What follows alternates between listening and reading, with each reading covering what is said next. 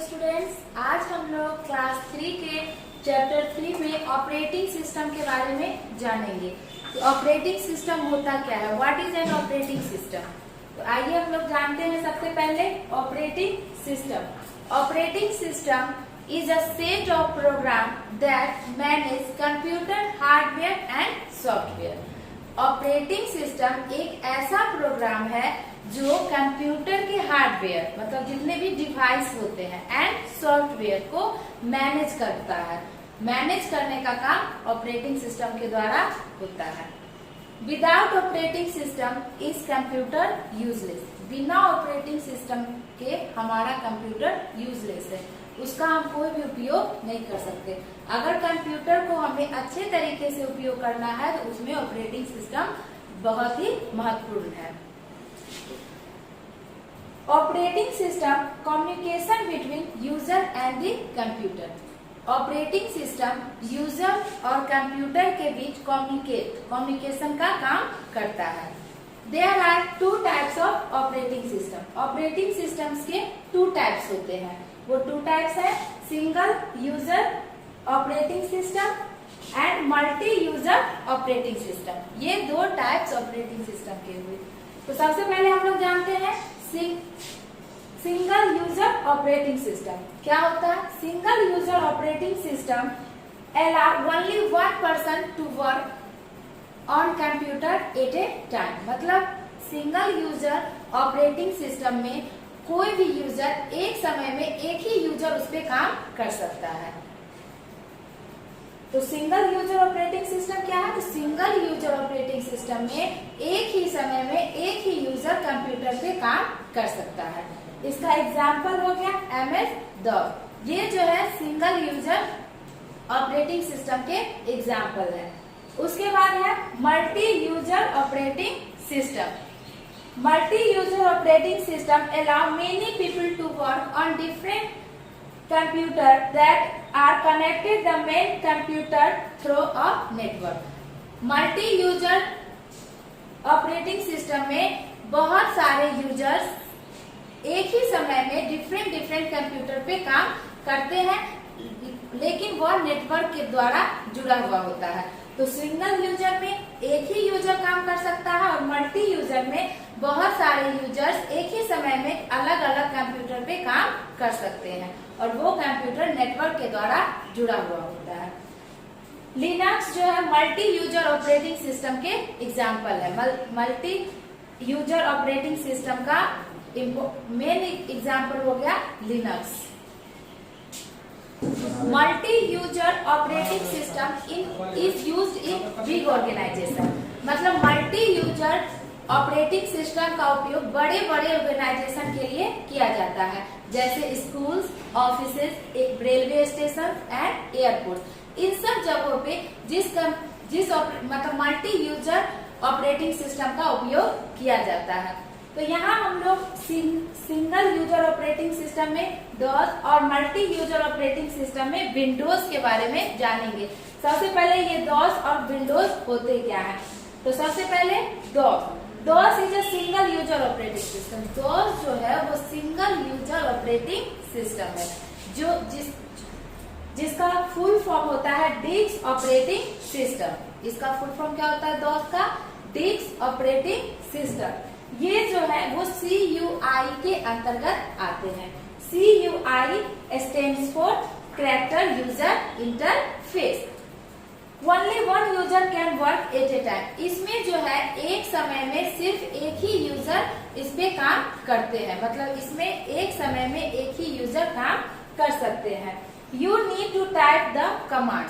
और इसमें जब हम काम करते हैं तो इसमें जो कुछ भी काम करना होता है, जैसे कि आप कुछ काम किए उसको हमको सेव करना है, तो उस सेव करने के लिए वहां पे हमें कमांड को लिखना पड़ता है, तब वो वर्क हमारा सेव होता है। ये डॉस में ऐसा होता है कि जब भी हम कोई काम करते हैं, मतलब अगर सेव करना है, ओपन करना है, मतलब कुछ भी करना है, तो उसके लिए हमें कमांड को लिखना पड़ता है और जैसे हम कमांड को लिखते हैं वैसे हमारा काम होता है। तो ये डॉस के बारे में था। अब आते हैं हम लोग विंडोज, लिनक्स, ये सभी जो अभी विंडोज जो है वो multi user operating operating system के अंतर्गत आता है, मतलब GUI ग्राफिकल यूजर इंटरफेस के अंतर्गत आता है। इसमें Windows is a multi user operating system, मतलब इसमें जो है वो मल्टी यूजर, मतलब एक से अधिक बहुत सारे यूजर एक ही समय में इसमें काम कर सकते हैं। Many users can work in different computers which are connected to computer network. इसमें कई यूजर्स जो होते हैं वो अलग अलग कंप्यूटर पे काम करते हैं और जो वो कंप्यूटर मेन कंप्यूटर जो उसमें होता है वो नेटवर्क से जुड़ा हुआ होता है। They are ready-made commands in the form of menu and can apply the to mouse click. इसमें जो है कमांड जो है अवेलेबल होते हैं। इसमें हमें जब भी हम कोई काम करते हैं तो इसमें हमें कमांड लिखने की जरूरत नहीं होती है। इसमें हम माउस के द्वारा उसे क्लिक करके उसका हम उपयोग करते हैं। जैसे कि हम जब कोई काम करते हैं, अब हमें उस काम को सेव करना है तो हम माउस से फाइल टैब पे जाके सेव के ऑप्शन पर क्लिक करेंगे तो हमारा फाइल फोल्डर जो हो डॉक्यूमेंट सब सेव कर सकते हैं। किसमें?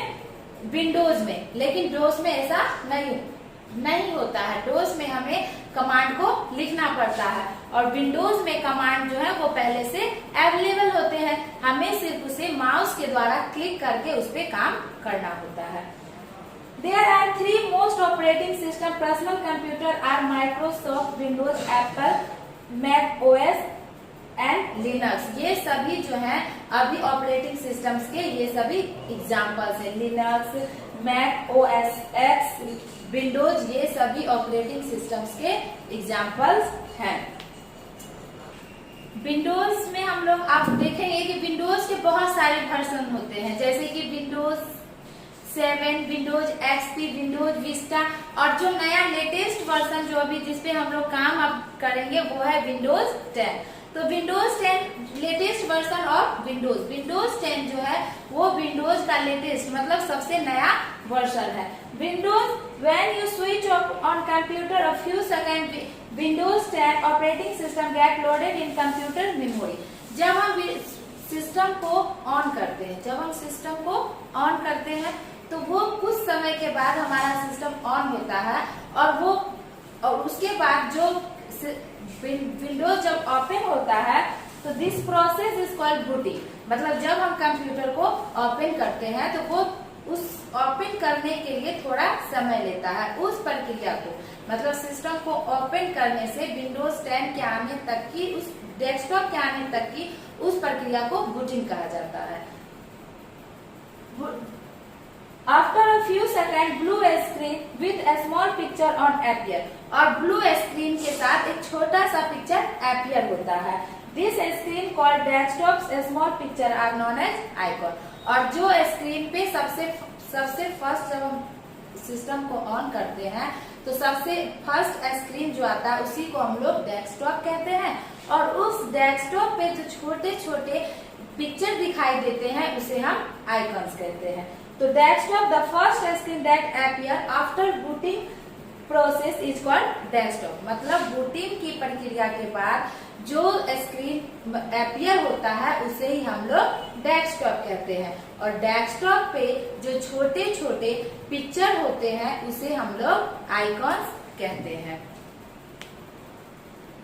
Each icon represent file, folder और ए प्रोग्राम। प्रत्येक आइकॉन जो है वो रिप्रेजेंट करता है फाइल, फोल्डर और प्रोग्राम को। You can open icon bye double clicking.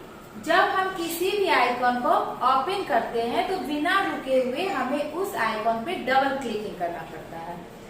Some of the icon are, तो उसमें आप लोग बहुत सारे जब सिस्टम ऑन करते हैं तो बहुत सारे आपको छोटे छोटे आइकॉन दिखाई देते हैं। उनमें से कुछ आइकॉन के बारे में हम लोग जानेंगे, जैसे this PC, document, recycle bin and network. This icon display content of computer, display the available drive in system. This PC में हमारे सिस्टम में जितने भी ड्राइव होते हैं वो सब हमारे कहाँ होते हैं? दिस पीसी में। दिस पीसी में कंप्यूटर में जितने भी ड्राइव अवेलेबल होते हैं वे सभी हमें कहाँ मिलेंगे? दिस पीसी में। अगर हमें किसी भी ड्राइव के बारे में जानना है या ड्राइव को ओपन करना है तो उसके लिए हमें दिस पीसी के आइकॉन पे बिना रुके हुए डबल क्लिकिंग करना है। उसके बाद है document, it gives the list of all the document, मतलब डॉक्यूमेंट जो है वे हमारे जितने भी डॉक्यूमेंट हैं वे सभी हमें कहाँ से मिलता है, डॉक्यूमेंट आइकॉन से। इसके बाद है recycle bin, it display the list of the deleted items, मतलब जब हम कंप्यूटर पे काम करते हैं और जो यूजलेस फाइल फोल्डर प्रोग्राम होता है तो हम उसे क्या करते हैं, डिलीट कर देते हैं। तो वे सभी कंप्यूटर से डिलीट उस समय उस जगह से डिलीट हो जाता है, लेकिन वे सब कहाँ स्टोर रहता है, रिसाइकिल बिन में। तो जब हम डिलीटेड फाइल या फोल्डर को फिर से देखना चाहते हैं या फिर से उसे काम में लाना चाहते हैं तो उसके लिए हमें कहाँ जाना है, रिसाइकिल बिन में। तो रिसाइकिल बिन का मतलब हुआ कि जितने भी कंप्यूटर पे डिलीटेड फाइल फोल्डर होते हैं वे सभी रिसाइकिल बिन में अवेलेबल होते हैं और वहां से हम इसको उपयोग कर सकते हैं। इसके बाद है network, it help you to connect your computer with other computer. Network का उपयोग हम नेटवर्क आइकॉन के द्वारा हम अपने कंप्यूटर को कोई दूसरे कंप्यूटर से कनेक्ट कर सकते हैं, जोड़ सकते हैं। नेटवर्क के और भी नेटवर्क के द्वारा हम कंप्यूटर पे बहुत सारे कामों को करते हैं। तो आपके इस चैप्टर में इतना ही जानना था।